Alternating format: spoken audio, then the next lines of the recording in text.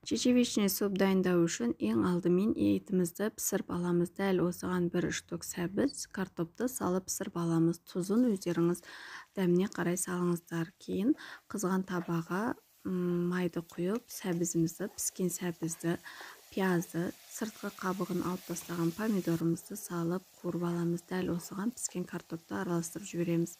1 қасық томат салып, жақсылап қуырып алған соң, араластырып алған соң, жаңағы сорпамызды осының бетіне құямыз. Өздеріңіз қанша порция жасайсыздар, соған лайықтап қойсаңыздар болады. Менде мына жерде примерно 3 литрдай сорпа және де үлкен кеседе 1 кесе чечевицаны жуып саламыз. Чечевица тез піседі, 20-25 минутта уже дайын болады. Піскен чечевицаны жақсылап блендерден өткізіп аламыз. Все, достар, тамағымыз дайын. Менің каналым ұнаған болса, лайк басып, тіркеліп, комментария қалдырып, қолдап кетіңіздер.